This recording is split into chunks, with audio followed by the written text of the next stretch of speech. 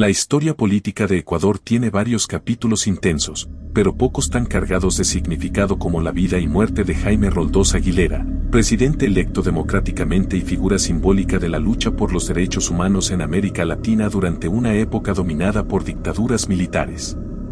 Su fallecimiento, ocurrido el 24 de mayo de 1981, no solo marcó un antes y un después en el país, sino que también generó un debate que continúa hasta hoy. Jaime Roldós nació el 5 de noviembre de 1940, en Guayaquil. Era un hombre de origen humilde, inteligente, carismático y con fuerte vocación de liderazgo. Estudió leyes en la Universidad de Guayaquil y pronto demostró un gran talento para el discurso público. Su estilo directo, su firmeza y su inusual sensibilidad social lo convirtieron en una figura atractiva para una población que llevaba años conviviendo con gobiernos inestables, crisis económicas y tensiones políticas. Su carrera política avanzó rápidamente. De joven se unió al Partido Concentración de Fuerzas Populares, CFP, liderado por Asad Bucaram, su tío político. Con el tiempo se convirtió en uno de los principales referentes del movimiento y, tras destacar como diputado, se lanzó a la presidencia en las elecciones de 1979, en una época en la que Ecuador se preparaba para dejar atrás el gobierno militar que había comenzado en 1976. La campaña de Roldós tuvo un gran impacto porque prometía una nueva etapa de apertura democrática, respeto a los derechos civiles y un compromiso social profundo. Contaba, además, con un elemento clave, la ayuda de su esposa, Marta Bucaram, quien se convirtió en una figura muy querida por su cercanía y energía. En segunda vuelta, Roldós ganó las elecciones y así comenzó uno de los gobiernos más interesantes y controvertidos de la región en ese entonces. Roldós asumió la presidencia el 10 de agosto de 1979. Desde el primer día mostró una postura abiertamente democrática y humanitaria, marcando diferencias con las dictaduras del Cono Sur. Mientras Argentina, Chile, Uruguay, Paraguay y Bolivia vivían bajo regímenes militares represivos, Roldós alzó la voz a favor de las libertades civiles y condenó explícitamente las violaciones a los derechos humanos. Su política exterior fue firme, se negó a alinearse con dictaduras militares vecinas y promovió el concepto de la Carta de Conducta, un documento que defendía la protección internacional de los derechos humanos. Esta posición generó tensiones con gobiernos autoritarios de la región, especialmente con Argentina, cuyo régimen militar era particularmente susceptible a las críticas externas. A nivel interno, Roldós buscó impulsar políticas sociales ambiciosas, aumento del salario mínimo, ampliación de la educación pública, modernización de leyes laborales y fortalecimiento del sistema democrático. Aunque no estuvo libre de críticas, hubo cuestionamientos por su relación con el CFP, disputas internas y tensiones con grupos empresariales, su mensaje seguía siendo coherente con su visión de un Ecuador más justo. Sin embargo, su gobierno no fue sencillo. La transición desde un régimen militar siempre implica resistencias. Había grupos de poder incómodos, tensiones con las Fuerzas Armadas, presiones económicas externas y una creciente campaña de desprestigio por parte de sectores que veían su política como peligrosamente idealista. El clima político en Sudamérica era inestable. A pocos kilómetros de Ecuador, funcionaba la Operación Cóndor, un sistema de inteligencia y represión coordinado entre dictaduras militares del continente. Aunque Ecuador no participó activamente en la operación, la postura de Roldós lo convirtió en un opositor visible del plan. Por eso, años después, algunos investigadores comenzarían a relacionar su muerte con intereses geopolíticos de aquella época. El 24 de mayo de 1981, Ecuador celebraba el aniversario de la Batalla de Pichincha, una fecha histórica. Ese día, el presidente Roldós viajó a la provincia de Loja para participar en una ceremonia oficial en la frontera sur.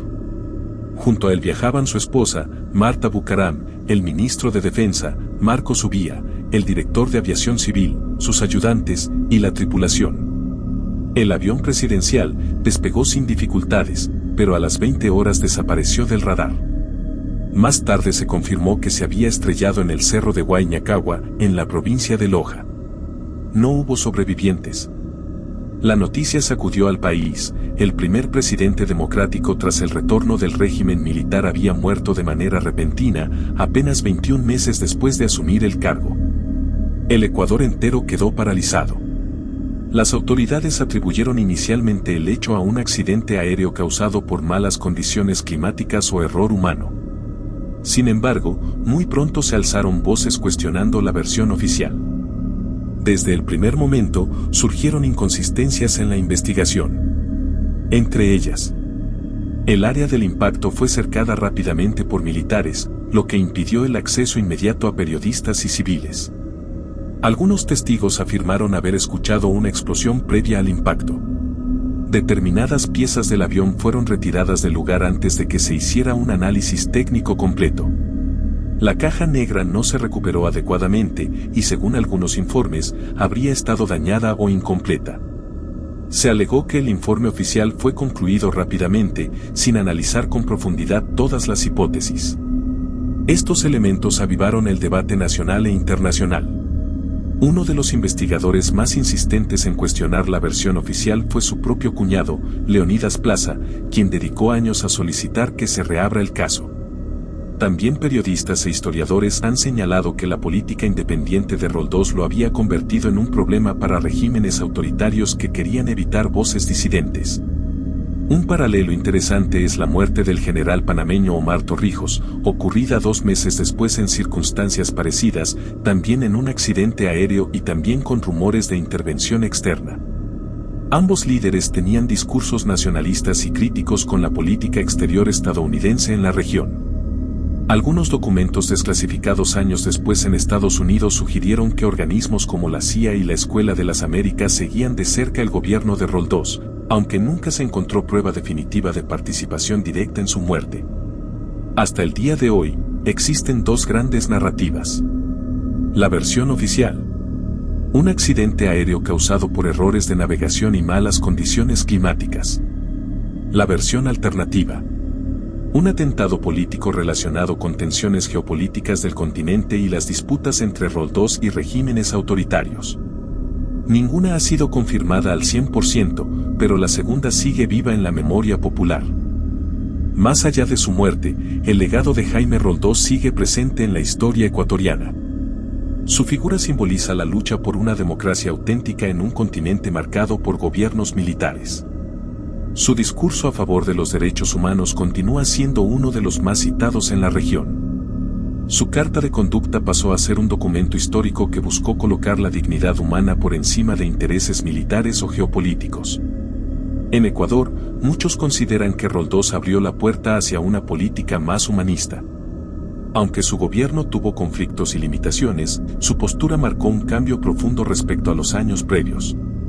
Tras su muerte, su vicepresidente, Oswaldo Hurtado, asumió la presidencia, pero la sombra del caso continuó influyendo en la política nacional. El caso de Jaime Roldós Aguilera es uno de esos capítulos donde la historia se mezcla inevitablemente con la sospecha.